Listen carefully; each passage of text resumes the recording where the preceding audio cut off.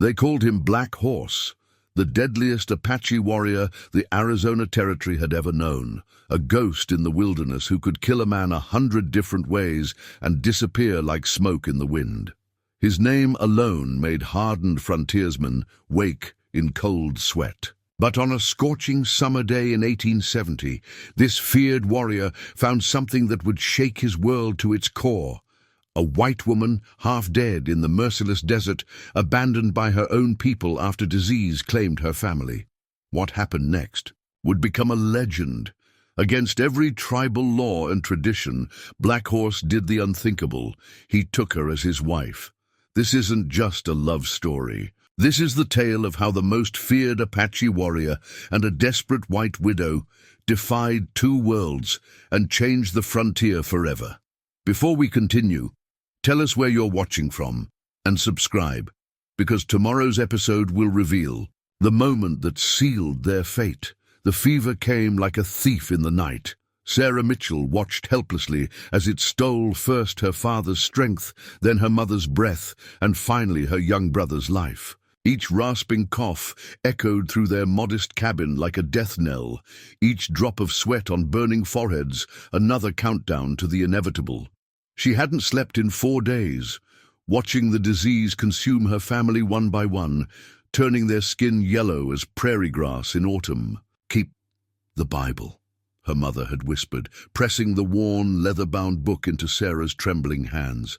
"Remember who you are." Those were her last words before her eyes glazed over, fixed on something beyond this world. Sarah clutched the family Bible to her chest, its pages softened by generations of prayers and tear-stained revelations, watching as the last person who truly loved her slipped away into eternal silence. She buried them alone. The neighbors she'd known since childhood, the friends who'd shared her table and borrowed her flour, they all stayed away. Fear of the fever was stronger than Christian charity. Her hands bled from digging in the hard earth, but she barely felt the pain. Physical suffering meant nothing compared to the hollow ache in her chest. That night, as she sat alone in the cabin that suddenly felt too big and too empty, they came. Thomas Jenkins and his wife Martha, the Wilsons from the next farm over, and 3 other families she'd broken bread with countless times. They wore sympathy on their faces like cheap masks, but their eyes gleamed with something else entirely. "It ain't right for a woman to be alone out here," Thomas said, his voice dripping with false concern. "We've taken up a collection, enough to get you back east to your cousins." Sarah knew she had no cousins back east. Her entire family had come west together, chasing dreams of open sky and fertile soil. Before she could protest, they were already dividing up her life like vultures. The Wilsons claimed her father's tools and plough horse, payment for old debts she'd never heard of. Martha Jenkins helped herself to her mother's china and quilts, claiming they'd fetch a good price to fund Sarah's journey. Even her food stores vanished into greedy hands. By dawn, they'd stripped her world bare. All that remained was her mother's Bible, a few days' worth of dried meat, and the clothes on her back. They left her with empty promises of returning with a wagon to take her east. But Sarah saw the truth in their averted eyes. They were leaving her to die, far enough from civilization that their consciences wouldn't be troubled by her fate. She stood in the doorway of her emptied home, watching dust clouds rise from their departing wagons. The morning sun cast long shadows across the yard where she'd played as a child, where her mother had planted flowers that would now wither and die. Her father's half-finished fence stood as a testament to dreams cut short, his tools now in the hands of thieves who called themselves neighbors. The Bible's weight in her hands anchored her to reality. Opening it with trembling fingers, she traced the familiar handwriting recording births, deaths, and marriages. 4 generations of Mitchells had lived, loved, and died within these pages. Now she was the last, standing alone at the edge of the world with nothing but their memories and her own fierce will to survive. "I will not die here," she whispered to the empty air, her voice growing stronger with each word. "I will not give them the satisfaction." She had no idea that her declaration would echo through time, that her story would become legend. She didn't know that somewhere out there, a warrior called Black Horse was riding the boundaries of his territory, and that fate was already drawing their paths together like iron to a lodestone. Sarah Mitchell took one last look at the cabin that had been her home, squared her shoulders, and stepped into the wilderness. She had no way of knowing that this moment, this desperate, terrifying moment, was actually the beginning of something extraordinary. Something that would change not just her life, but the very fabric of the frontier itself. The Arizona sun was a merciless executioner. By midday of her third day in the wilderness, Sarah's lips had cracked like dried riverbeds, her tongue swollen and useless in her parched mouth. The few sips remaining in her water skin had grown hot enough to scald, but she forced herself to ration them, one precious drop at a time. Each step felt like walking through molten lead. Her world had shrunk to the broken wagon wheel she'd found half buried in the sand, the only shelter for miles in this God-forgiving desert. She dragged it upright, propping it against a sun-bleached boulder to create a sliver of shade barely wide enough for her shoulders. Now she huddled there, watching her shadow shrink as the sun climbed higher, knowing that when it disappeared completely, she'd have to move or die where she sat. The Bible lay open in her lap, its pages fluttering in the hot wind like dying birds' wings. She'd tried reading Psalms for comfort, but the words blurred and danced before her eyes. Instead, she traced her fingers over her mother's handwriting, letting the familiar loops and curves anchor her to consciousness. "The Lord is my shepherd," she whispered, her voice as rough as sandpaper. "I shall not want—" A rattlesnake's warning buzz sent ice through her veins, despite the heat. The creature had emerged from beneath a nearby rock, its scales gleaming like newly minted coins in the sunlight. Sarah watched it, too exhausted to feel proper fear. The snake's eyes seemed to mock her, as if saying, "This is my domain, pale.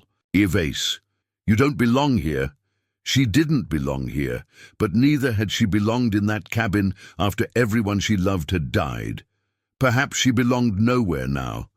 The dried meat was gone, and her stomach had stopped growling days ago. Now it just ached, a hollow pain that matched the emptiness in her chest.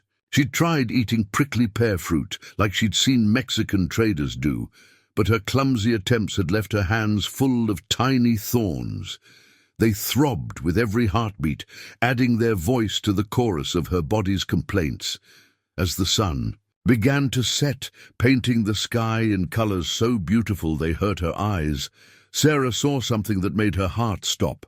Tracks in the sand, half hidden by the evening shadows. Not the wandering paths of desert creatures, but the deliberate prints of unshod horses. Apache. The stories she'd heard around settler campfires came rushing back. Tales of ruthless warriors who appeared like ghosts and vanished like smoke, leaving only death in their wake.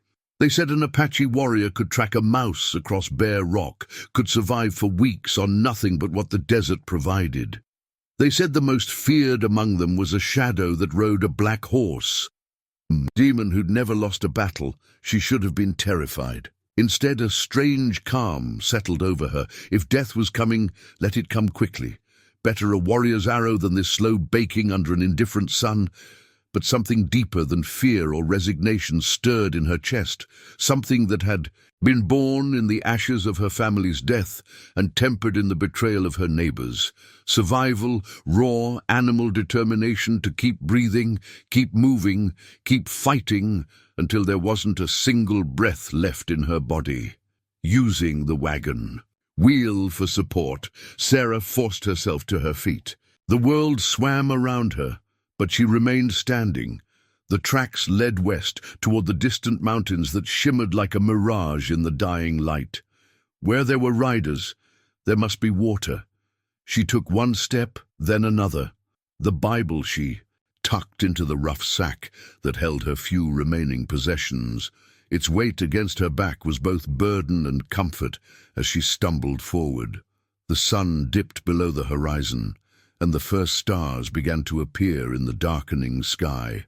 Somewhere, in the gathering darkness, unseen eyes watched her desperate progress. Black Horse sat motionless atop a ridge, his face unreadable as stone as he observed the white woman's halting journey. He'd been tracking her for 2 days, watching her struggle against the desert's attempts to kill her. By all rights, he should have let nature take its course, or if mercy moved him, ended her suffering with a single arrow. Instead, he waited, watching her fight for every step with a determination that stirred something unexpected in his warrior's heart. This woman had the spirit of a mountain lion, wounded, cornered, but refusing to lay down and die. Perhaps that's why he hadn't killed her yet. Perhaps that's why fate had brought them both to this moment, though neither of them knew it yet. Black Horse moved like a shadow across the desert landscape, every motion deliberate and deadly. His medicine pouch, heavy with sacred stones that had witnessed 100 battles, thumped softly against his chest with each step. 27 winters had passed since his first kill, 36 since his birth under a blood moon, a sign the elders said marked him for greatness and violence in equal measure.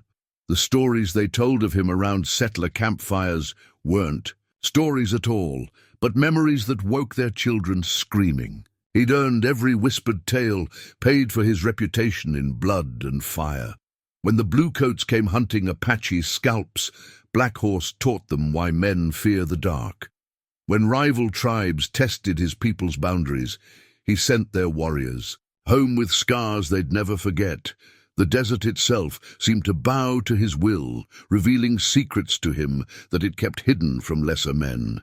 His fingers traced the eagle feather tied into his hair, a gift from his dying father, who'd named him for the midnight stallion he'd tamed as a boy.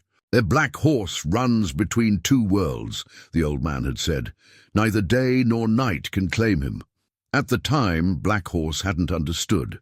Now, watching the white woman stumble through his territory, those words echoed in his mind like distant thunder. She should have been dead 3 times over. The fever that took her family should have claimed her too. The desert should have stolen her last breath days ago. Even now, dehydrated and lost, she refused to lie down and accept her fate. There was power in that kind of defiance. The same fierce spirit he recognized in himself. The other warriors had noticed her trail 2 days ago. A white woman, alone, they'd laughed. The desert will save us the trouble. But Black Horse had silenced them with a look. Something about her solitary struggle demanded his personal attention. He'd tracked her himself, watching as she fought the sun with nothing but determination, and that strange book she clutched like a lifeline.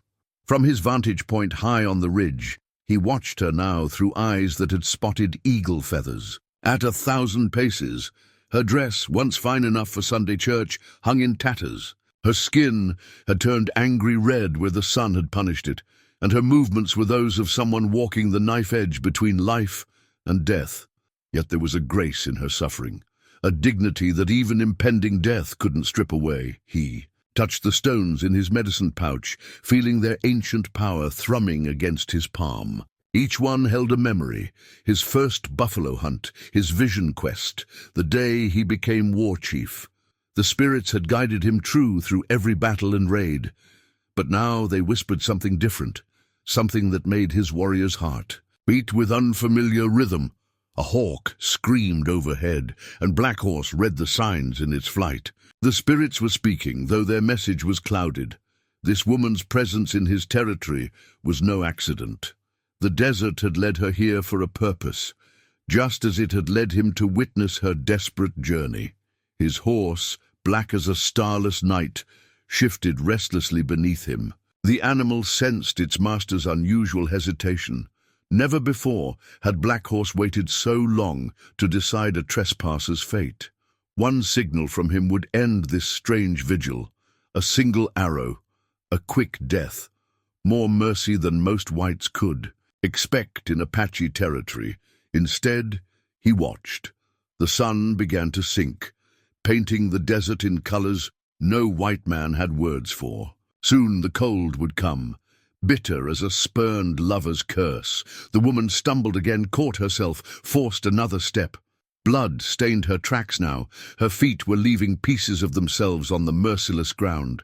Black Horse felt the weight of destiny settling around his shoulders like a heavy winter blanket. The spirits had shown him many paths in his life, led him to victories that would be sung about for generations. But this moment felt different. This decision would change more than just his own fate. He touched the wolf fang that hung at his throat, his most powerful protection charm. The legends his people told spoke of warriors who had violated tribal law for the sake of destiny. Their names were whispered around fires as either cautionary tales or epic victories, with nothing in between. There was no middle ground for such choices. The woman fell again. This time, she didn't get up. Death, Sarah decided, felt like burning ice. Her body shivered violently even as the desert heat scorched her skin. The ground beneath her cheek was still warm from the day's sun, but she couldn't stop trembling. Strange shapes danced at the edges of her vision. Perhaps the angels her mother had promised would guide them home. The sound reached her first, the soft thud of unshod hooves on sand. Then a shadow fell across her face, blocking out the first stars of evening. Sarah forced her eyes to focus, and her heart stopped. He sat astride a horse as black as midnight, a warrior straight from her darkest nightmares. Countless coup feathers adorned his hair, each one representing a victory in battle. Scars marked his chest like a map of violence. But it was his eyes that trapped her. Dark, fierce, and impossibly ancient, as if they held all the mysteries of this savage land within them. In one fluid motion, he dismounted. Sarah tried to move, to crawl away, to fight, but her body had finally betrayed her.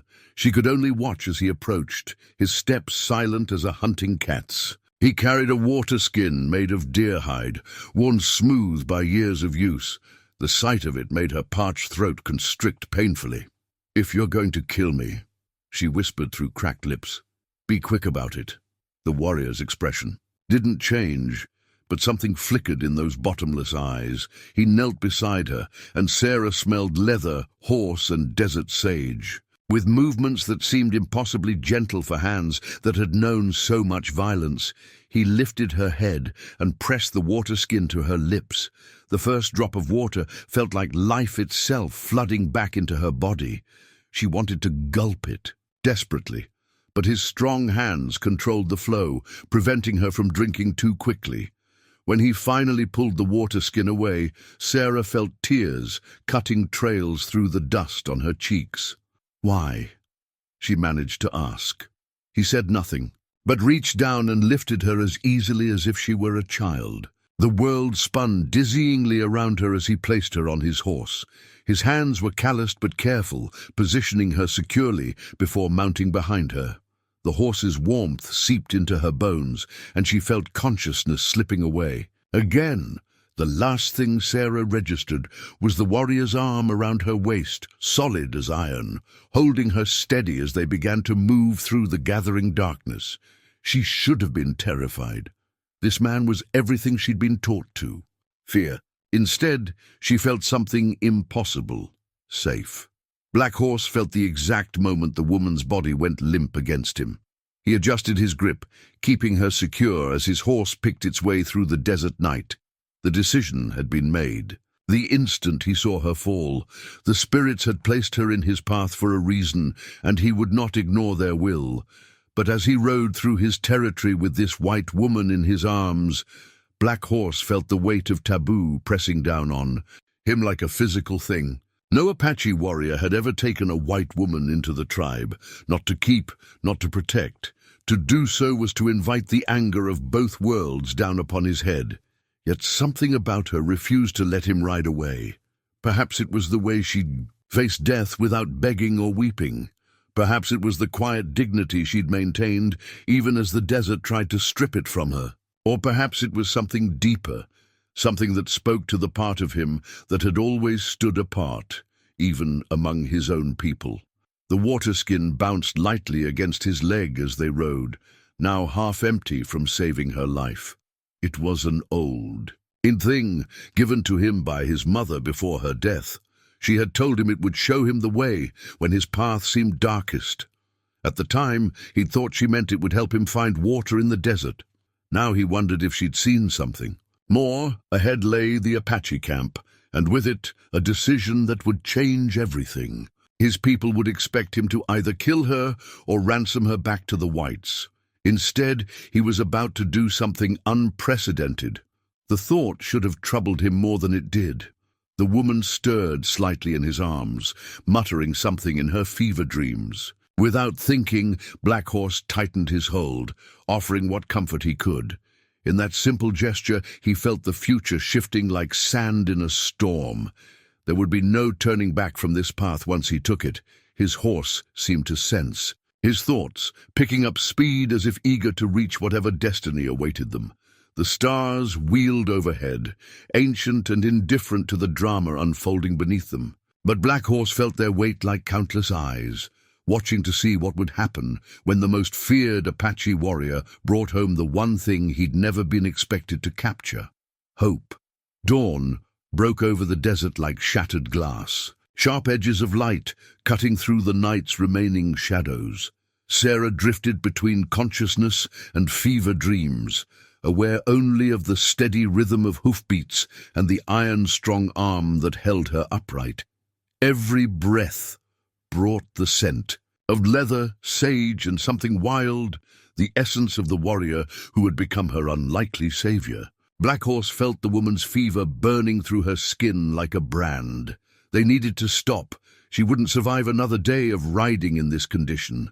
His eyes scanned the terrain with predatory precision until he found what he sought: a hidden canyon where ancient ones had once made their homes. Here they would make their stand against death. He eased her down from the horse, feeling how light she had become, as if the desert had already begun to consume her. Her skin was fire-hot, her breathing shallow, as he laid her in the shade of a towering rock wall. Her eyes fluttered open, fever-bright but surprisingly lucid. "You should have left me to die," she whispered in English. Black Horse understood more of the white man's tongue than he let on, but he chose to respond in Apache, his voice deep and measured. "The spirits did not guide me to you for death." He pulled something from a bundle tied to his saddle, a pair of moccasins crafted by his sister's hands. They were meant as a gift for a future bride, but now they would serve a different purpose. Sarah watched through half-closed eyes as he gently lifted her feet, examining the bloody ruins the desert had made of them. His touch was surprisingly gentle for hands that had known so much violence. She bit back a cry as he began cleaning the wounds with water from his skin, then applying a poultice of crushed desert plants. "Why?" she asked again, the question that had haunted her since he first appeared, like a spirit in the desert. This time, he met her eyes. In that moment, something passed between them, something that transcended language and the blood-soaked history. Between their peoples, he saw not a white woman, but a soul as fierce as any warrior's. She saw not the savage from settler nightmares, but a man whose honor ran as deep as the desert itself. The moccasins slipped onto her feet like they had been made for her. Black Horse's hands lingered a moment longer than necessary, and Sarah felt a jolt of something that had nothing to do with fever. He turned away abruptly, moving to secure their perimeter with the precision of a lifetime of survival. As the day wore on, Sarah's fever began to break under his care. He brought her small sips of water and bits of dried meat, watching with approval as strength slowly returned to her limbs. When she tried to stand, he was there, supporting her without making her feel weak. When she stumbled, his hands caught her with unfailing certainty. Night fell again, bringing with it a cold that cut to the bone. Without ceremony, Black Horse wrapped his own blanket around her shoulders, then built a small fire in a way that hid its light from prying eyes. The flames cast dancing shadows on the canyon walls, like ancient spirits watching their unlikely communion. "My name is Sarah," she said softly. testing the weight of trust between them. He nodded once, acknowledging the gift of her name. "Black Horse," he responded, the English words feeling strange on his tongue. It was the first time he had spoken, his name to a white person without the prelude of battle cries. The night deepened around them, stars wheeling overhead in their eternal dance. Sarah found herself studying his profile in the firelight, the proud line of his nose, the set of his jaw that spoke of unshakable determination. He was everything she had been taught to fear. And yet, Black Horse felt her gaze but did not turn. His thoughts were as turbulent as storm clouds. Every law of his people, every hard-learned lesson of survival told him this was folly. To show mercy to the enemy was weakness. To feel anything for them was death. Yet something deeper than tribal law pulled at him, something that whispered of destiny and paths not yet walked. A coyote's cry echoed through the canyon, and Sarah instinctively moved closer to the fire, closer to him. The space between them crackled with unspoken possibilities. They were two worlds meeting in the person of two outcasts, a warrior who had chosen mercy over law, and a woman who had found strength in losing everything. Tomorrow would bring its own battles. The Apache camp lay ahead, and with it, challenges that would test them both to their limits. But for now, in this hidden canyon under the desert stars, something new was being born. Something that would shake the very foundations of the frontier itself. The Apache camp appeared like a mirage in the pre-dawn light, materializing out of the desert shadows as if conjured by ancient magic. Sarah felt Black Horse's body tense. Against her back, his warrior's instincts alive to the danger of this moment. The camp's dogs had already caught their scent, their barking sharp as gunfire in the morning stillness. Warriors emerged from their lodges like spirits rising from the earth, hands gripping weapons with deadly purpose. Their faces turned to stone when they saw who their war chief carried. Black Horse had not just returned with a white woman. He had brought her mounted on his own horse, a position of honor that made his intentions clear to all. A ceremonial blanket hung outside the medicine man's lodge, its intricate patterns telling stories of power and prophecy. The old man himself stood before it now, his eyes sharp as hawk's talons as he watched their approach. Running Bear, they called him, and his word could make or break this fragile moment. Black Horse dismounted in one fluid motion, then reached up to help Sarah down. His hands lingered at her waist a heartbeat longer than necessary, a gesture not lost on the watching tribe. She stood on trembling legs, the moccasins he'd given her marking her first step between worlds. "You bring death." "To our camp, Black Horse," Running Bear's voice cracked like distant thunder. "The white woman's people will come hunting her. Let them come." Black Horse's reply cut through the morning air like a war lance. "They abandoned her to the desert's judgment. The desert gave her to me." A murmur rippled through the gathering crowd. Children peered from behind their mothers' skirts, their eyes wide at the sight of the pale-faced woman. Warriors gripped their weapons tighter, generations of bloodshed and betrayal making their fingers itch for action. Sarah felt the weight of 100 hostile stares, but she forced herself to stand straight. She had not survived fever, betrayal, and the merciless desert to cower now. Her eyes met Running Bear's unflinching gaze, and in that moment something passed between them, a recognition of strength that transcended the barriers of race and hatred. The medicine man moved forward, his ceremonial staff striking the earth with each step. The blanket behind him seemed to ripple with power, its patterns shifting in the growing light like living things. He circled Sarah slowly, reading the signs that only his ancient wisdom could interpret.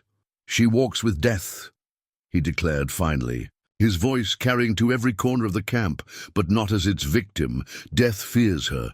His weathered hand reached out, touching the spot above her heart. "The spirits whisper her name.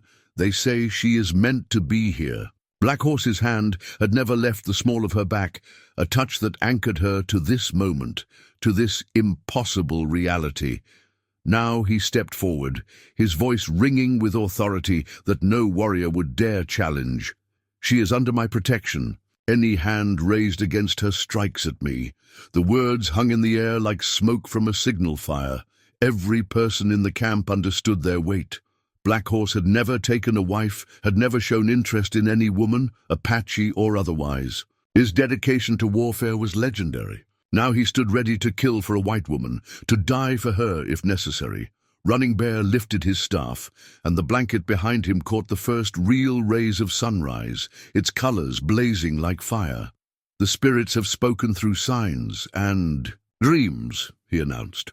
"Black Horse brings us not an enemy, but a bridge between worlds. She will stay."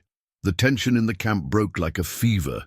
Women began to move forward, curiosity overcoming caution. Children darted closer, reaching out to touch Sarah's strange clothes before being pulled back by their mothers. Warriors lowered their weapons, though their eyes remained wary. An old woman approached, carrying something in her gnarled hands. Another blanket, this one smaller, but no less significant. Without a word, she draped it around Sarah's shoulders.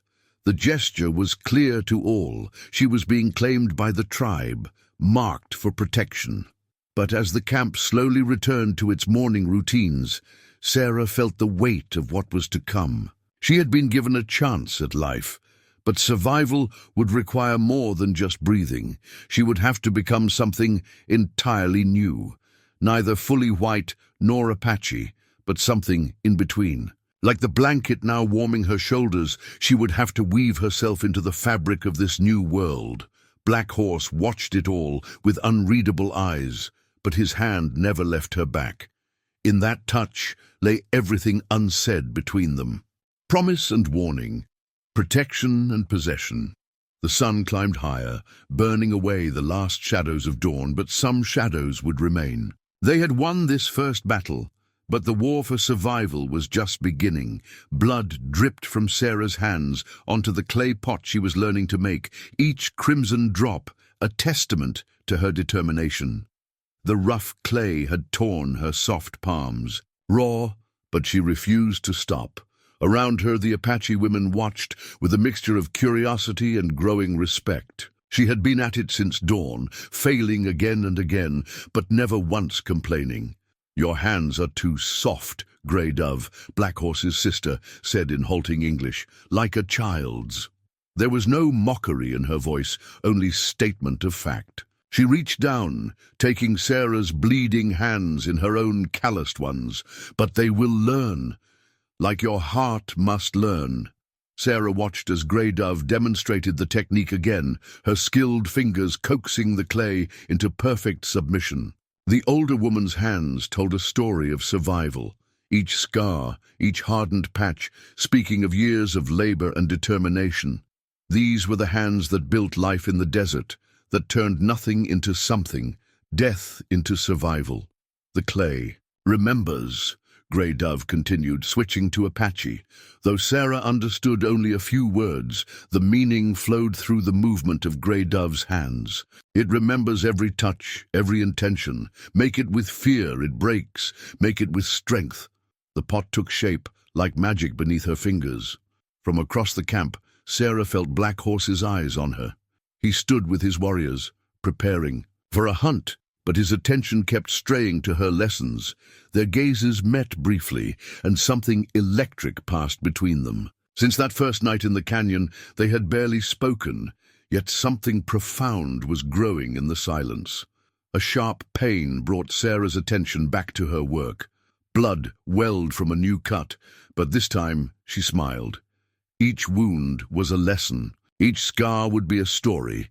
She bent back to her task, letting the rhythm of creation flow through her aching hands. "Look," whispered one of the younger women in Apache. "She bleeds, but she does not cry."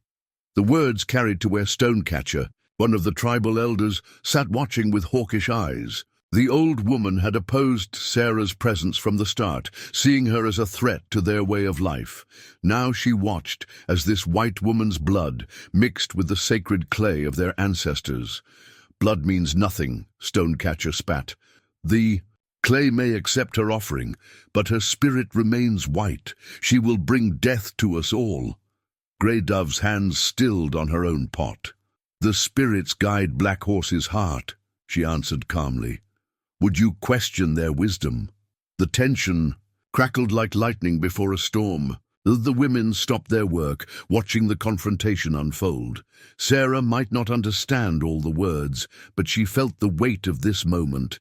Her hands kept moving, steady despite the pain. Stonecatcher rose, her ancient frame straight as a lance.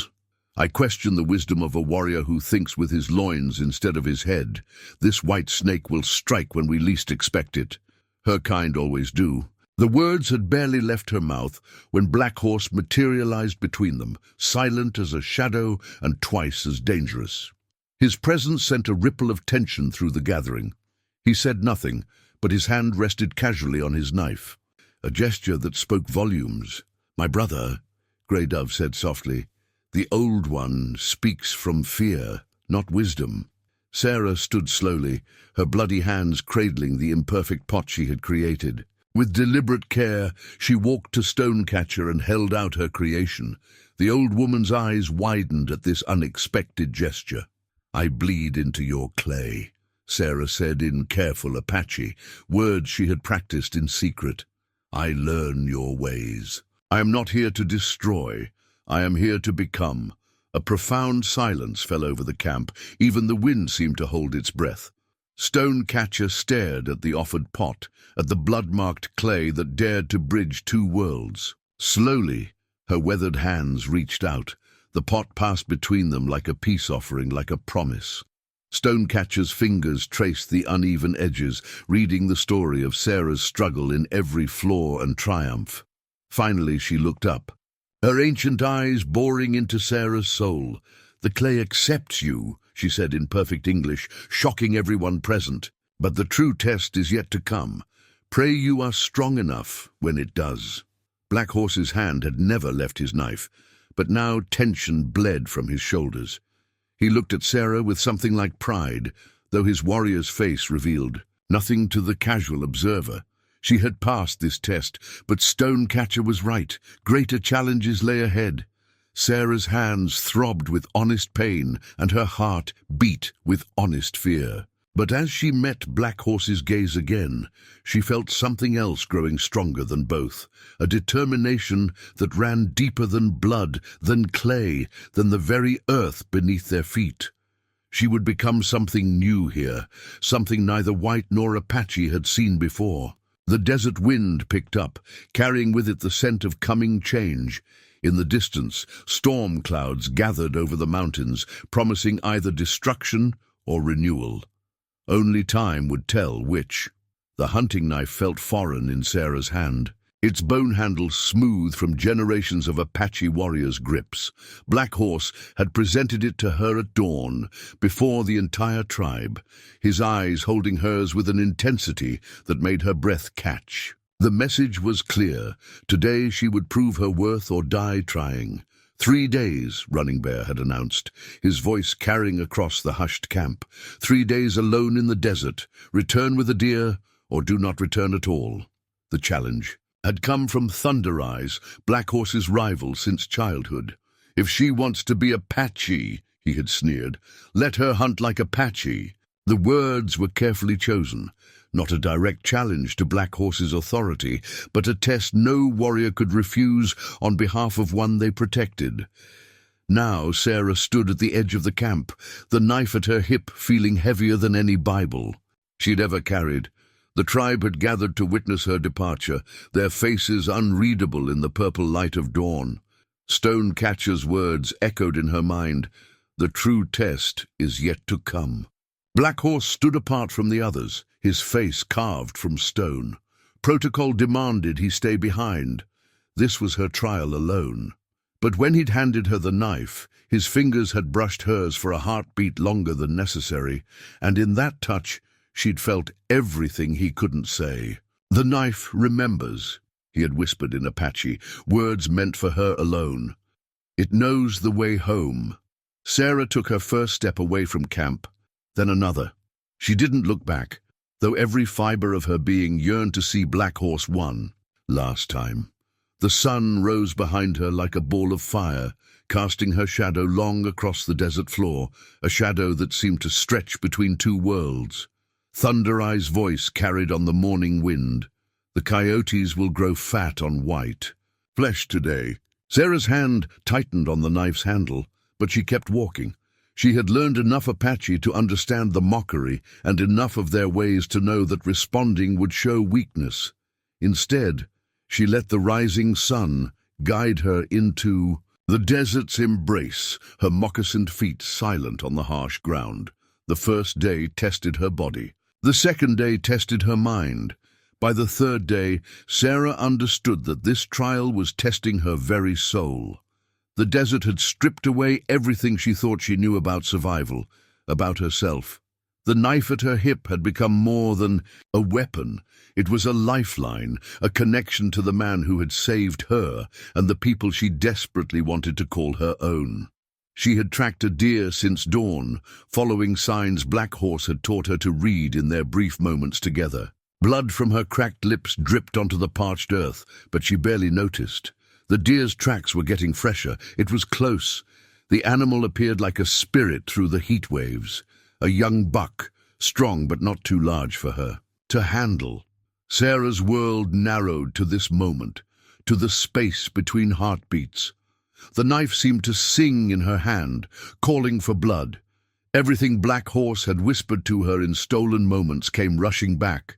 The way to approach, the angle of attack, the sacred words to thank the spirit of the prey. Her feet moved without conscious thought, her body becoming one with the desert's rhythm. The buck sensed her too late. The knife flew true, finding its mark with devastating precision. Blood bloomed like a red flower in the desert sand. Sarah completed the ritual exactly as she had been taught, honoring the animal's sacrifice with Apache words that no longer felt foreign on her tongue. As she worked, a lone hawk circled overhead, the same hawk that had marked her first day in the tribe, a sign she knew now that the spirits were watching.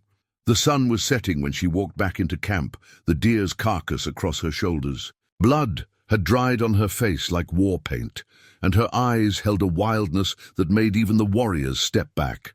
She walked past Thunder Eyes without sparing him a glance, past the murmuring women and wide-eyed children, past Running Bear's approving nod. She stopped only when she reached Black Horse. Their eyes met, and in that moment the whole camp fell away. She was no longer the weak white woman they had expected to die. She was something new, something forged in the desert's crucible.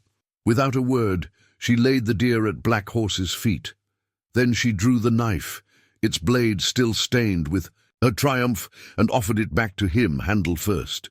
His fingers closed over hers, and this time neither of them tried to hide the electricity of that touch. "The knife remembers," she said in clear Apache, her voice carrying to every ear in the camp.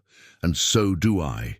Black Horse's face remained impassive, but his eyes blazed with something that made the watching warriors shift uncomfortably. Pride. Yes, but something more. Something that would change both their worlds forever. Thunder Eyes spat in the dust and stalked away, but his gesture of defiance felt hollow now. Sarah had done more than kill a deer. She had killed the weakness they expected to find in her. In its place, she had become something that demanded respect. Not white, not yet fully Apache, but something powerful enough to bridge both worlds. The knife had come home, and so had she. Time flowed like water through Sarah's fingers as summer gave way to autumn. With each passing day, she shed another layer of her old self, like a snake discarding its skin. Her hands grew calloused from work, her skin bronzed by the relentless sun. But it was the changes inside that marked her true transformation. Around her neck hung a beaded necklace she had crafted herself, each bead a testament to her growing mastery of Apache arts. The women had taught her their secrets, not freely at first, but with growing acceptance as she proved herself again and again. The necklace caught the light as she worked, its patterns telling a story of belonging that grew stronger with each passing day. Black Horse watched her from across the camp, his dark eyes following her movements with an intensity that made the air between them crackle like lightning. They rarely spoke, but their silence held more meaning than any words could carry. The whole tribe could feel it, the growing tension between their fearsome war chief and the white woman who was no longer truly white.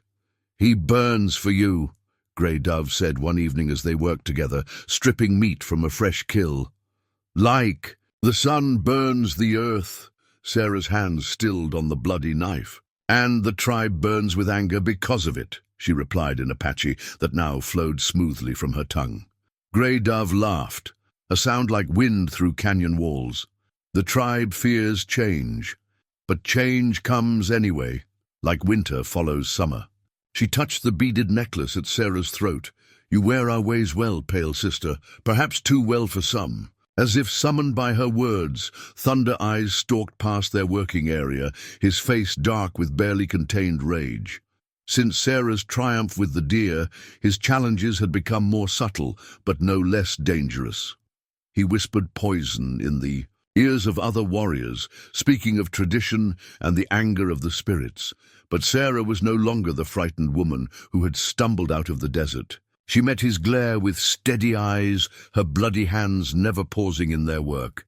She had learned that strength came in many forms, and silence could cut deeper than any knife.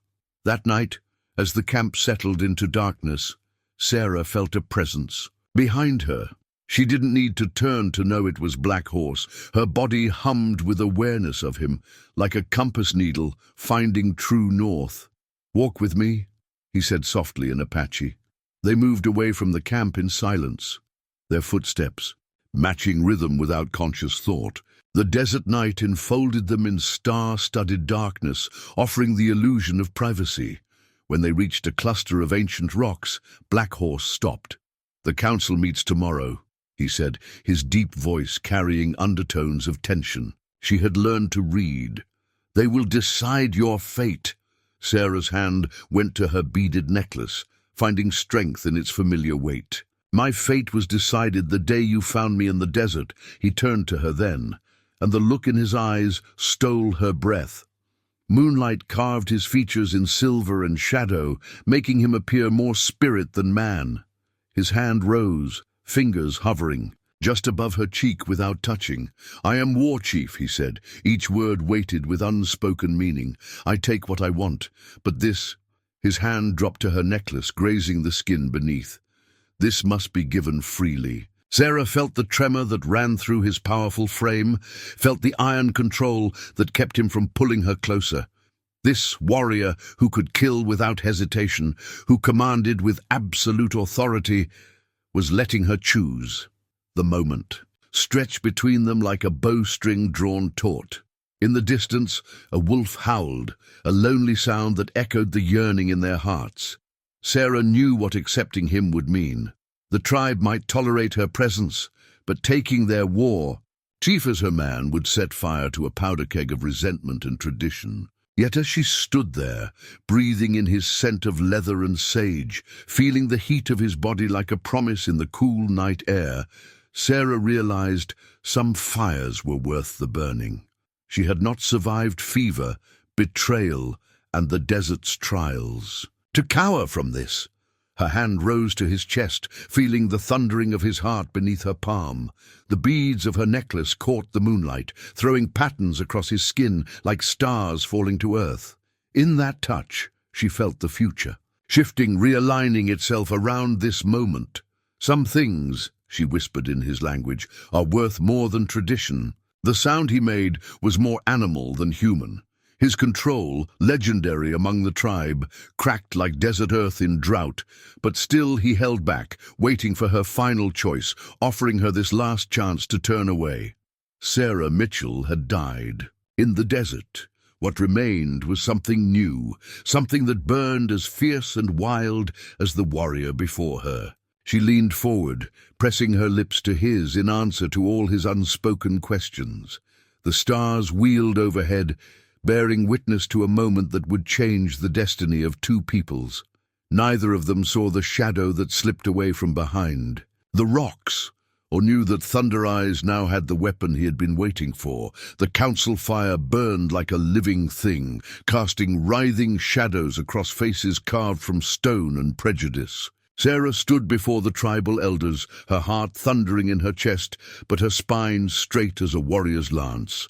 At her wrist, a silver and leather marriage bracelet caught the firelight. Black Horse's mother's bracelet, passed down through generations of Apache women. Its weight felt like destiny. Thunder Eye's voice cut through the night air like a poisoned arrow. She wears our sacred things, like a child playing dress-up. She wraps our war chief around her pale fingers like a snake. Will we let this white witch destroy everything our ancestors built? The words hung in the smoke-thick air. Sarah felt Black Horse tense beside her, his body coiled like a mountain lion ready to strike. But this was her battle to fight. "I wear your ways," she said in clear, strong Apache, "not as a costume, but as my skin. I bleed your blood, dream your dreams, fight your fights." Her hand touched the marriage bracelet. "I love as your women love, with every breath, every heartbeat, every dawn." Running Bear rose from his place at the council fire, his ancient face unreadable in the dancing light. "Love." He spat the word like a curse. "Love does not wash away generations of blood spilled between our peoples. Love does not erase the memories of children torn from mothers' arms, of villages burned, of treaties broken." "No," Sarah agreed, her voice carrying to every corner of the gathering. "Love does not erase the past, but it can build the future." Stonecatcher laughed, a harsh, cutting sound. "What future? One where our proud warriors breed pale-skinned children? Where our ancient ways dissolve like morning mist?" Black Horse stepped forward then, his presence commanding immediate silence. The firelight painted war stripes across his face, making him look like a spirit of vengeance made flesh. "I have killed more enemies of the people than any warrior here. I have spilled white blood until it ran like rivers. But the spirits sent her to us. To me, would you question their wisdom?" Thunder Eyes moved like a striking snake. "The spirits, or your desire for white flesh?" He turned to the council, arms spread wide. "See how she has already weakened him. Our greatest warrior now speaks of spirits when he thinks with his—" The word never left his mouth. Black Horse's hand closed around his throat with lethal precision. The camp went deadly silent. Every breath held, every heart stopped. One squeeze, and Thunder Eyes would join his ancestors. Enough! The command cracked like summer lightning. Running Bear stood, his medicine staff raised high. "Release him, Black Horse. Blood spilled in council taints the spirit's voice." Slowly, Black Horse's fingers unclenched. Thunder Eyes stumbled back, gasping, hatred burning in his eyes. Sarah moved then, removing the marriage bracelet from her wrist. The silver caught the firelight one last time as she held it out to Running Bear. "My life was forfeit in the desert. Black Horse gave it back to me. Everything I am now, I choose to be, but I will not be the cause of division among the people.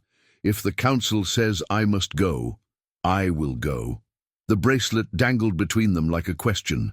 Running Bear's ancient eyes studied her face, reading the truth written there. After what felt like eternity, he spoke. "When I was a boy, my grandmother told me of a prophecy.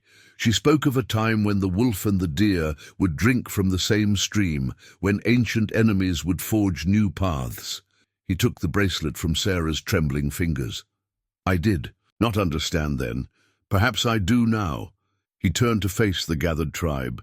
"The world is changing around us like wind reshapes the desert. We can stand rigid like dead trees until we break, or we can bend, grow, become stronger." His gaze swept the circle. "Black Horse brings us not just a bride, but a bridge. The spirits have shown their will. Who are we to deny them?" With movements made elegant by decades of ceremony, Running Bear returned the bracelet to Sarah's wrist, but he did not let go immediately. Instead, he pressed something else into her palm, a small medicine pouch, ancient and powerful. "Welcome to the people," he said softly. "May your children carry the strength of both worlds in their hearts." The council fire crackled and spat, sending sparks spiraling up to join the stars. Sarah felt Black Horse's hand find hers, felt the future crystallizing around them like morning frost. But in the shadows beyond the firelight, Thunder Eye's face promised that this victory had come with a price. Some fires once lit burn until they consume everything in their path. Dawn painted the desert blood red on the morning of the ceremony. Sarah stood in Grey Dove's lodge as skilled hands worked to transform her into an Apache bride. Her wedding dress was a masterpiece of two worlds. Buckskin as soft as sin, adorned with intricate beadwork that told the story of her journey from death to life, from white to Apache, from lost to found. "The spirits are restless today, Stone," Catcher murmured as she wove sacred eagle feathers into Sarah's hair. The old woman's acceptance had come at a price. She now treated Sarah as a vessel of prophecy, something both blessed and cursed. "They dance between worlds, as you do." Outside, the camp hummed with tension disguised as celebration. Warriors painted themselves for ceremony rather than war, but their eyes remained sharp, scanning the horizon for threats. Black Horse had doubled. The guards, he knew as well as any that their enemies would see this day as either an opportunity or an abomination. Thunder Eyes had disappeared 2 days ago, riding out alone despite the council's orders. "Hunting," he'd claimed, but every warrior knew hunting was not done in the days before a chief's wedding. His absence hung over the camp like a storm cloud promising lightning. "It is time," Grey Dove announced, stepping back to survey her work. The women fell silent, taking in the sight of their war chief's chosen bride. Sarah caught her reflection in a polished silver plate, a wedding gift from a Mexican trader. The woman who stared back was neither white nor Apache, but something new, something dangerous, something beautiful. Her mother's Bible was tucked into a beaded pouch at her hip, while Running Bear's medicine bag hung at her throat. Two kinds of power, two kinds of protection. The ceremony ground had been prepared with ritual precision. 4 sacred arrows marked the cardinal directions, their fletching dyed with colors representing the elements. Black Horse waited at the center, magnificent in his war chief's regalia. Their eyes met across the space, and the world seemed to hold its breath. Running Bear's voice carried across the gathered tribe. "Today, we witness more than a marriage. We witness a bridge being built between worlds. The spirits themselves have blessed this union, but blessings can become curses if the price is not paid in full." Sarah walked the ceremonial path alone, each step burning with meaning. The tribe watched in silence as she approached their war chief, their eyes filled with emotions that ranged from awe to barely concealed hatred. Every step carried her further, from her old life, closer to a future no one had dared imagine. Black Horse's hand reached for hers, and the moment their fingers touched, a wind whipped through the camp, scattering embers from the sacred fire. Some gasped, seeing it as an omen, but Sarah felt only the electric current that had sparked between them since that first desperate day in the desert. "I claim you," Black Horse said in Apache, his voice carrying the weight of mountains. "Before the spirits, before the people, before all worlds that watch, I choose you." Sarah responded in the same tongue, her words ringing with clear conviction. "Before your gods and mine, before all that was and all that will be." Running Bear raised his medicine staff, beginning the ancient words that would bind them together. But before he could finish the first phrase, a cry split the air. "Riders!" The word shattered the ceremony like a stone through glass. Warriors reached for weapons as women grabbed children. Through the chaos, Sarah felt Black Horse's hand tighten on hers, refusing to let go, even as his other hand found his knife. Through the swirling dust, figures emerged on horseback. Not the blue-coated soldiers they'd feared, but Apache raiders, from a rival band. At their head rode Thunder Eyes, his face twisted in triumphant hatred. "I bring wedding guests, my chief," he called out, his voice dripping with venom. "The Grey Mountain Band wishes to..." congratulate you on taking a white bride." The leader of the Grey Mountain warriors spat on the ground. Black Horse grows weak, taking a pale-faced woman to his bed. Perhaps it is time for a stronger chief to lead the people. Sarah felt Black Horse's body coil like a spring, felt the rage emanating from him in waves. But before he could move, she stepped forward, still resplendent in her wedding dress. "I am not the weakness you think I am," she declared in perfect Apache, her voice carrying across the suddenly silent gathering. "I am the strength of two worlds combined, and any man who doubts that can face me here and now." The wedding dress shifted with her movement, revealing the knife strapped to her thigh, the same knife that had killed her first deer, that had proven her worth to the tribe. Her hand didn't move toward it, but the threat was clear. Black Horse's laugh was sudden and fierce, the sound of a warrior proud of his chosen mate.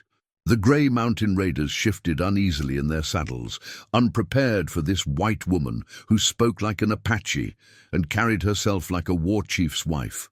Thunder Eye's face twisted with fury at seeing his plan backfire, but he had set forces in motion that could not be stopped. Blood would flow before this day was done, and the desert itself would bear witness to the price of breaking ancient ways. Blood and dust stained Sarah's wedding dress as she crouched behind the council lodge, pressing a ragged cloth against Grey Dove's wounded shoulder. The arrow had missed its lethal mark, but the message was clear. The Grey Mountain band didn't care who they hurt in their quest for dominance.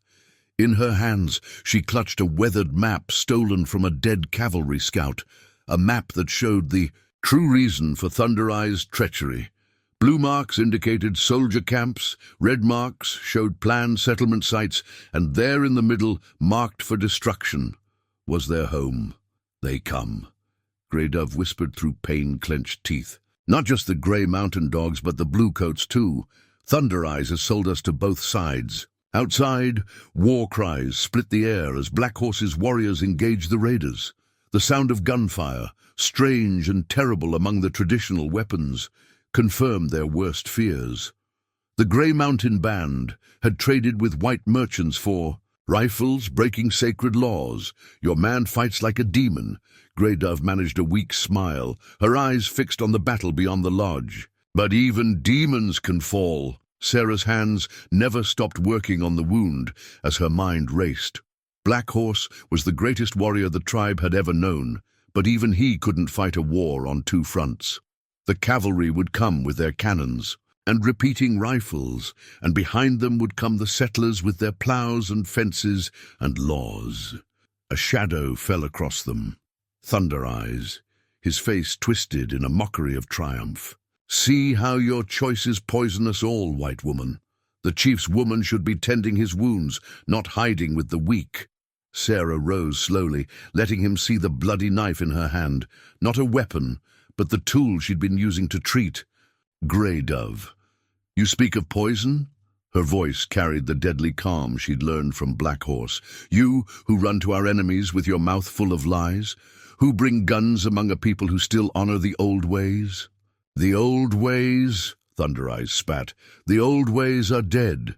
Black Horse is too blind to see it, too proud to adapt. The Bluecoats offer peace if we help them clear the territory of the other bands. The Grey Mountain Chief offers alliance through his daughter's hand. Instead, our mighty war chief warms his bed with pale-faced death. And what do they offer you?"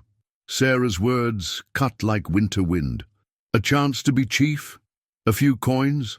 A pat on the head from your new masters?" His hand shot out, fingers closing around her throat.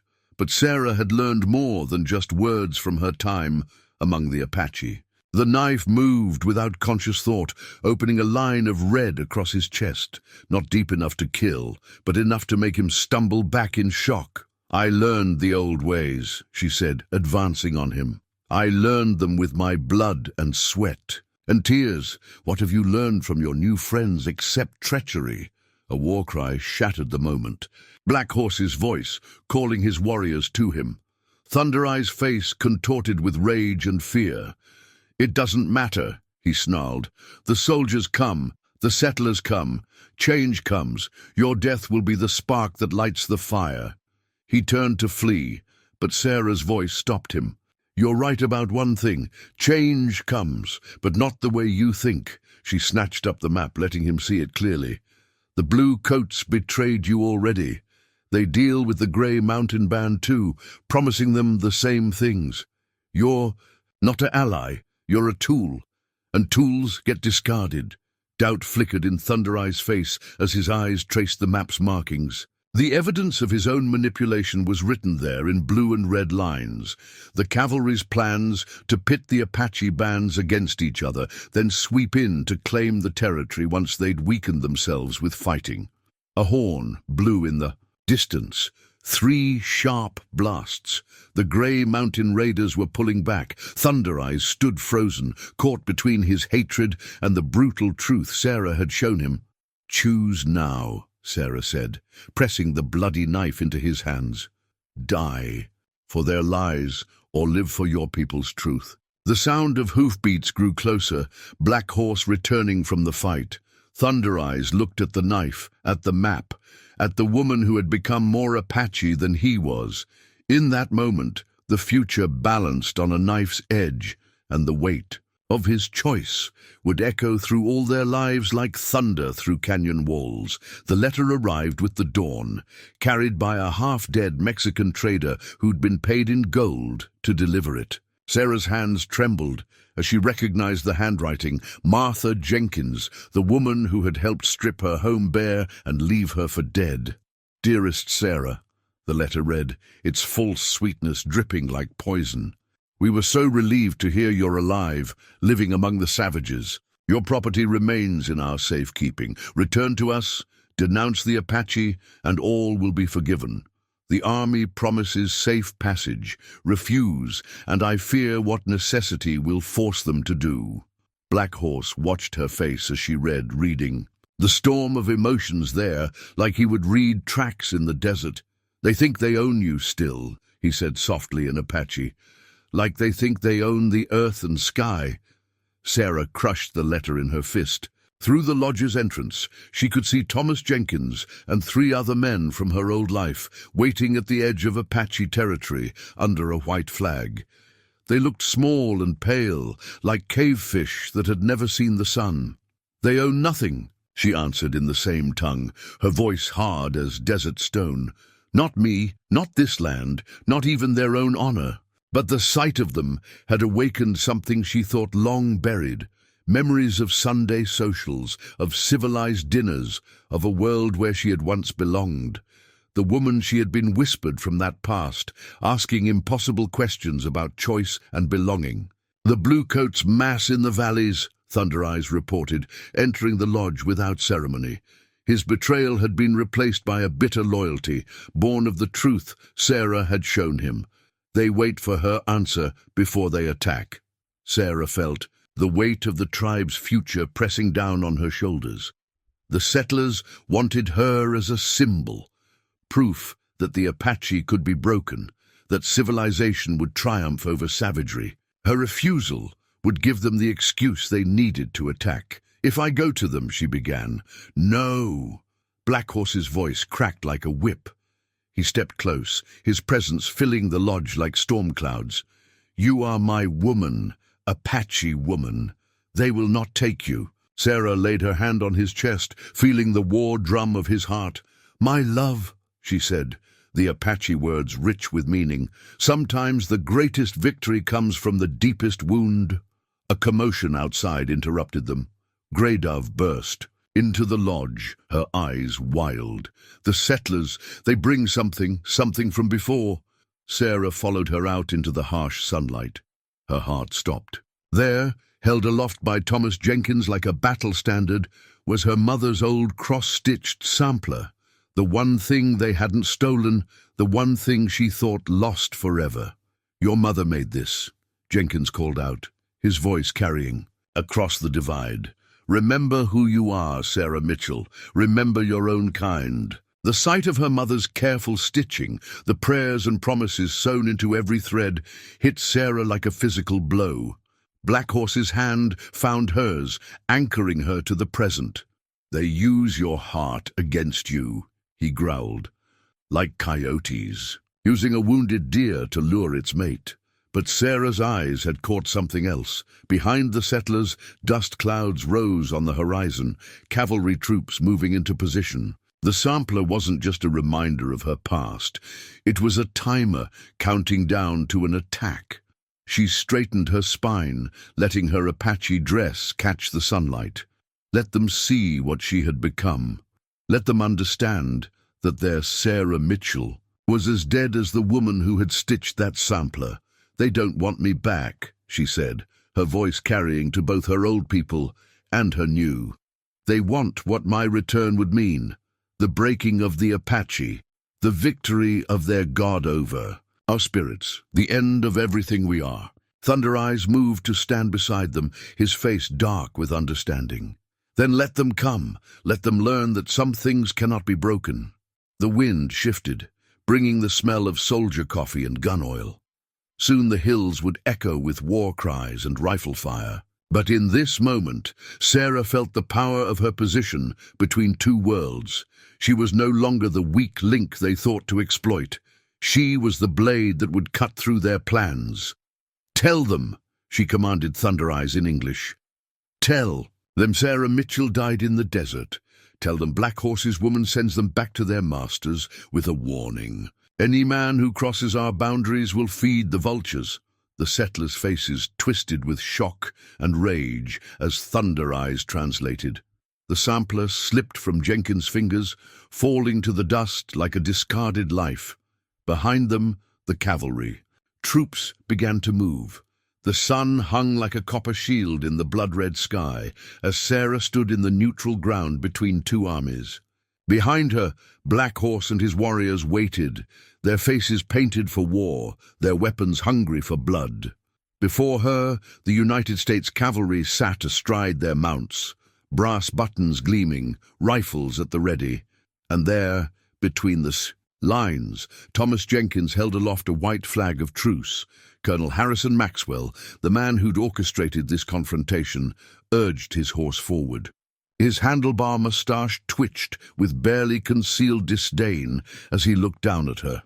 "Mrs. Mitchell," he said, emphasizing her former name like a weapon, "your presence here offers us a unique opportunity to avoid unnecessary bloodshed. Return to your people. Testify that these savages kidnapped you, and the army will show mercy." Sarah felt, rather than saw, Black Horse tense behind her. The weight of hundreds of eyes pressed down on her, bluecoats, settlers, and Apache warriors all, waiting to see what this woman caught between worlds would choose. "My people," Sarah's voice carried across the battlefield, clear and strong. "Look at me, Colonel. Look closely." She stood proud in her Apache dress, adorned with beadwork that told the story of her transformation. But more than her clothing had changed. The woman who had stumbled dying in the desert was gone, replaced by someone who moved like a warrior, who spoke with the authority of a chief's wife, who carried herself with the dignity of both worlds. "The woman you seek died in the desert," she continued. "The people you call savages gave me new life, new purpose, new love. I make my choice freely, before all these witnesses." "Love?" Jenkins spat the word. "You speak of love while sleeping with the murderer of white women and children? And how many Apache women and children have your bluecoats murdered?" Sarah's words cut like knives. "How many broken treaties litter the trail behind you? At least the Apache fight their battles openly, not with false smiles and poisoned promises." The white flag trembled in Jenkins' hands.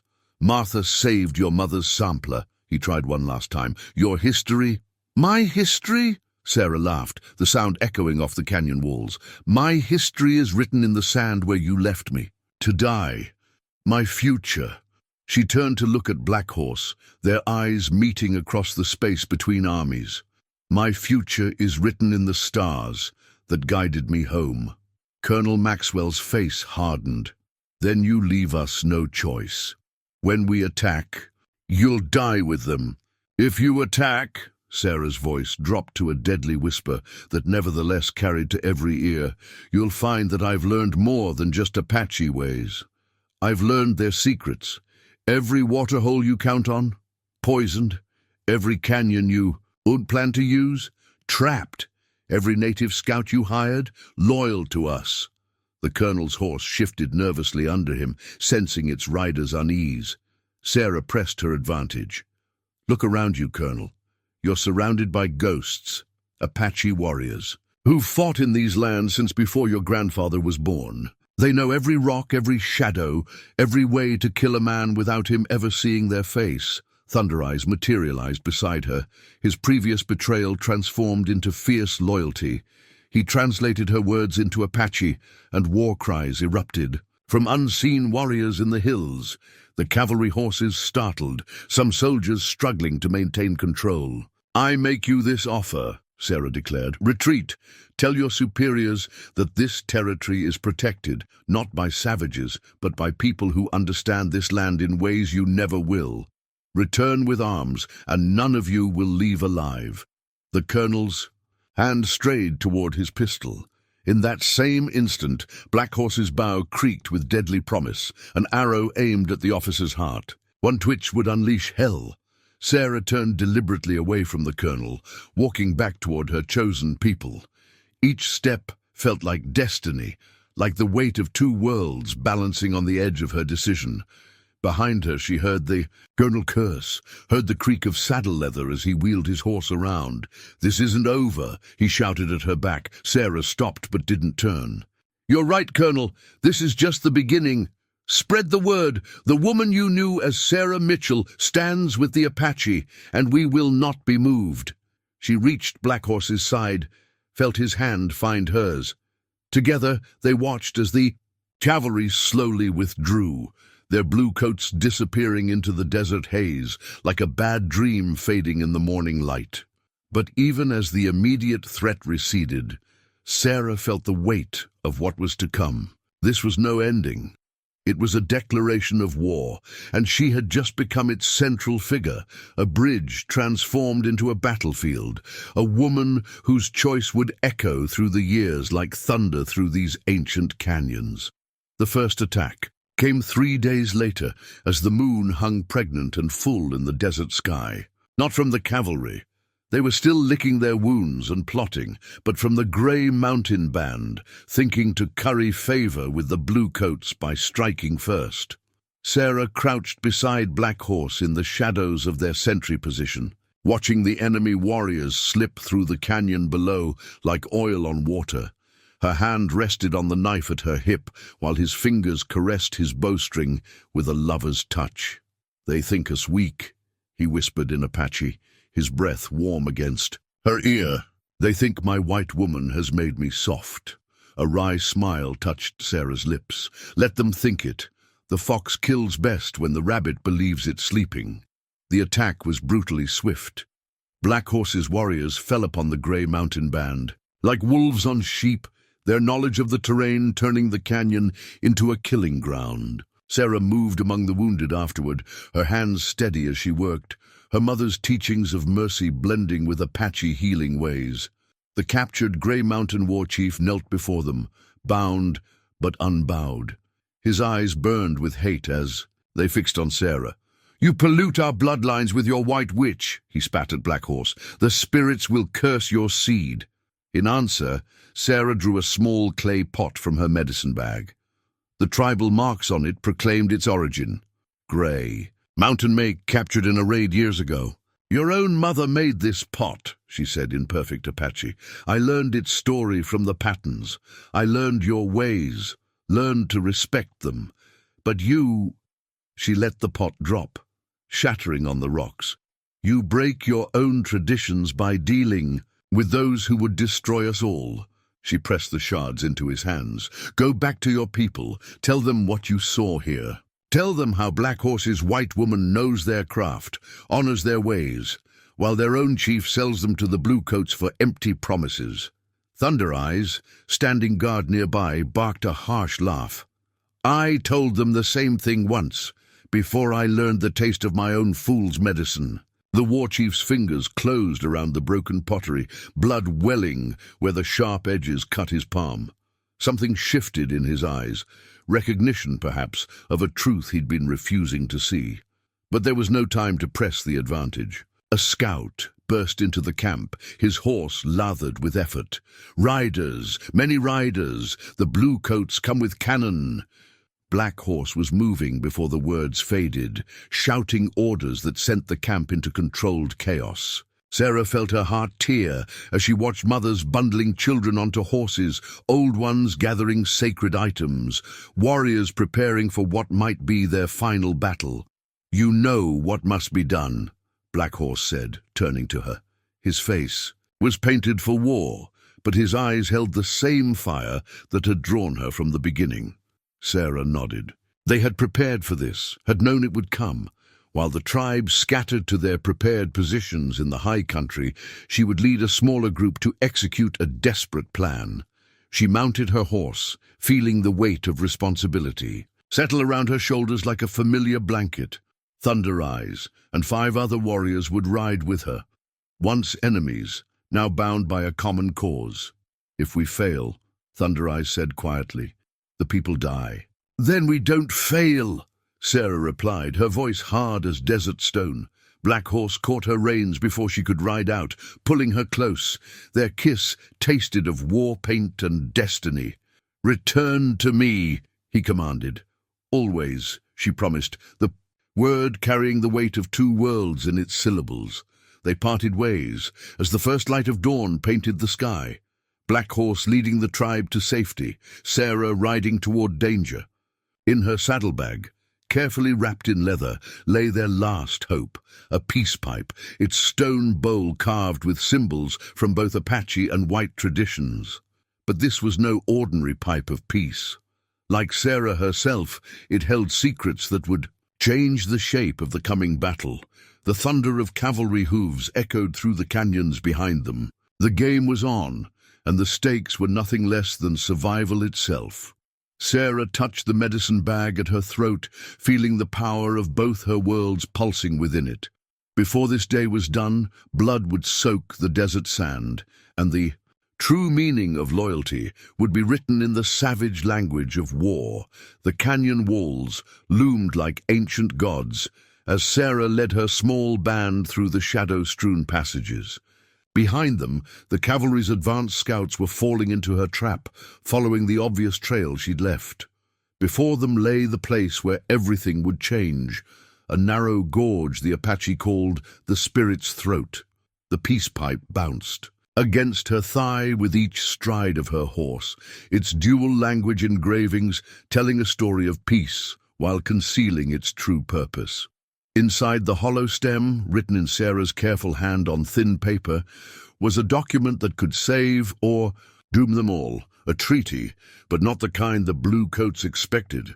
"They follow," Thunder Eyes reported, materializing from his scouting position like a ghost. 20 riders moving fast. The main force with the cannon stays back, waiting for their signal.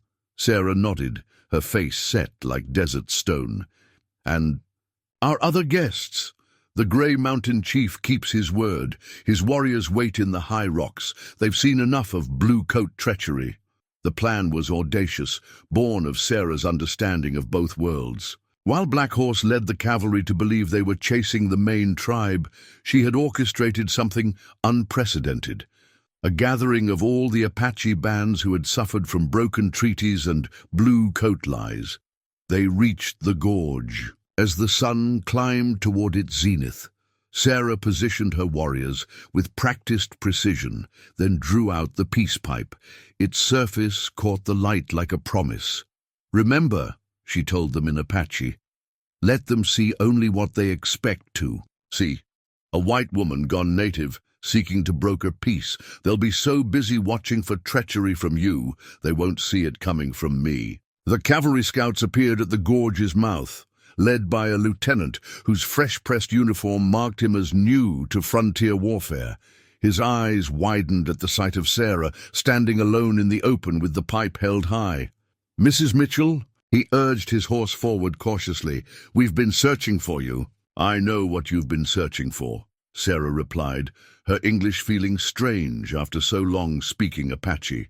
A way to break us, a weakness to exploit. You've found neither. She held up the pipe. Instead, you've found something unexpected. A true path to peace, written in both our tongues, blessed by both our gods. The lieutenant's eyes narrowed with suspicion, but she saw the greed there too. What glory would come to the young officer who succeeded where others had failed? You offer terms? He tried to mask his eagerness. I offer truth. Sarah's voice carried to every ear in the gorge. Come, share the pipe. Read the treaty it carries. Learn what real peace could look like. The soldiers dismounted, moving forward with the cautious step of men expecting ambush. Above them, hidden Apache warriors held their breath and their arrows, waiting for Sarah's signal. The lieutenant took the pipe, examined its craftsmanship with genuine admiration. Beautiful work, he admitted. Your husband's people are skilled. Artisans, my people, Sarah corrected firmly. I chose them and they chose me. That's what you've never understood. This isn't about force or submission, it's about respect.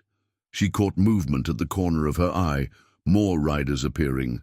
At the gorge's entrance, Colonel Maxwell himself, leading the main force drawn by the scouts' reports of a possible treaty. Perfect. Sarah's hands remained steady as she helped the lieutenant open the pipe's stem, watching his face as he extracted not the expected peace, treaty, but detailed documents showing every betrayal, every broken promise, every secret deal the army had made with different bands. Maps marked with planned ambush sites, letters proving their intentions to pit Apache against Apache. What? The lieutenant's face drained of color as he recognized his commanding officer's signature. Now you understand, Sarah said, her voice carrying to where Maxwell sat frozen on his horse.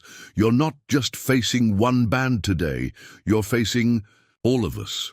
As if summoned by her words, Apache warriors materialized on every ridge, every outcropping, not dozens, but hundreds. The Gray Mountain Band, the River People, every tribe that had suffered from blue coat duplicity, united for the first time in history, and there, on his black horse like a spirit of vengeance, rode Black Horse himself, leading the final wave of warriors to seal the trap.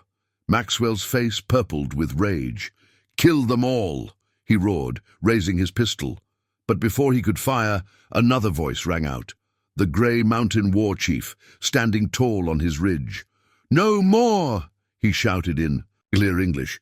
No more will you make us fight each other while you steal our lands. The colonel's head snapped around, taking in the full scope of his situation. Hundreds of Apache warriors on the high ground, his cavalry boxed in the narrow gorge.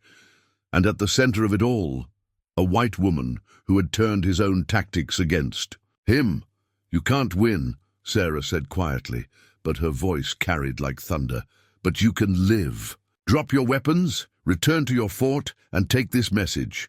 The Apache bands are united now, with one voice, one purpose. The old game of divide and conquer is over.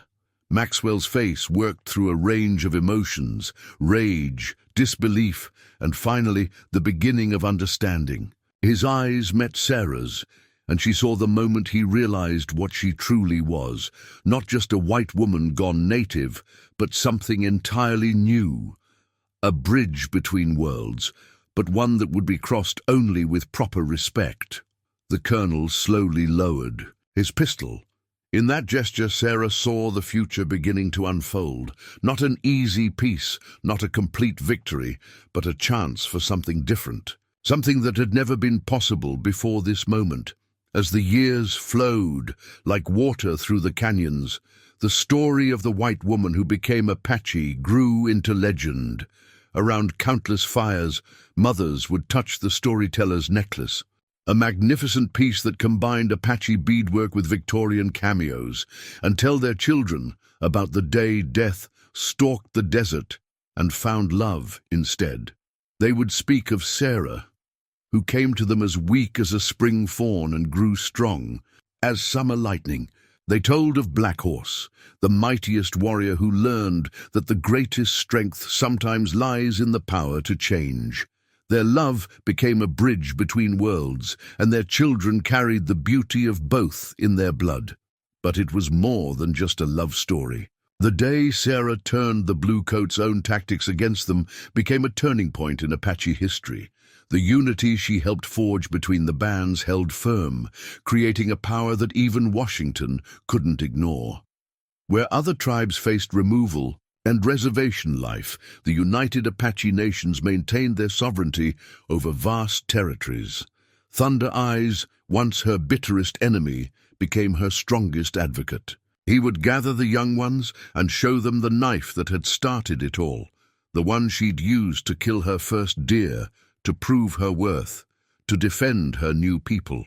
"See how the blade shines," he would say. "Like her spirit, it cuts through darkness to find truth." Black Horse and Sarah's Lodge became a place where both worlds could meet in peace. White traders learned to respect Apache ways, while Apache leaders learned to navigate the changing times without losing their essential nature. Their children grew up speaking both languages, walking in both worlds, carrying forward the bridge their parents had built. Stonecatcher lived to see her dire predictions proven wrong. Before she passed to the spirit world, she gave Sarah her most precious possession, a medicine bag that had been passed down through 10 generations of medicine women. "You are the future I could not see," the old woman admitted, "the change that saves rather than destroys." On the 10th anniversary of the day Black Horse found her in the desert, Sarah stood with him on the high cliffs overlooking their territory. Their eldest daughter wore the beaded necklace Sarah had made in those early days of proving herself. Their son carried his father's warrior spirit and his mother's gift for bridging divides. Around them, the tribe flourished, adapting to new ways while keeping the old ones strong. "Do you ever regret?" Black Horse asked her in Apache, his voice as powerful as ever, though silver now streaked his hair. "The life you left behind?" Sarah touched the dual-world necklace at her throat, the one that had become a symbol of her legacy, worn now by all who followed in her footsteps as peacemakers between peoples. "I regret nothing," she answered in the same tongue. "I died in the desert that day, and you gave me new life. Everything since has been a gift from the spirits." He took her hand, strong and calloused from years of working Apache crafts, yet still skilled in the writing of the white man's words. Together they watched the sun set over their land, not just Apache land or white man's territory, but something new, something that existed because a dying woman refused to die, and a warrior dared to defy tradition for love. Their legend lives on, carried in the intricate patterns of storyteller necklaces, in the songs sung around fires, in the peace that grew from the seeds of their courage. They say that on nights when the desert wind blows just right, you can hear their story in its whispers, the tale of how love proved stronger than hatred, how wisdom proved mightier than bullets, and how one woman's choice to embrace a new world, rather than fear, it changed the course of history. And if you look carefully in the old Apache territories, you might still find traces of their legacy, in the proud faces of their descendants, in the continuing strength of Apache traditions, and in the enduring truth that the greatest journeys of the heart begin when we dare to cross the boundaries others built to divide us. For in the end, Sarah and Black Horse's story became more than just a tale of survival or romance. It became a beacon, showing how the future is built, not by those who cling to the shore of the familiar, but by those who dare to swim into deep waters, trusting love to guide them home.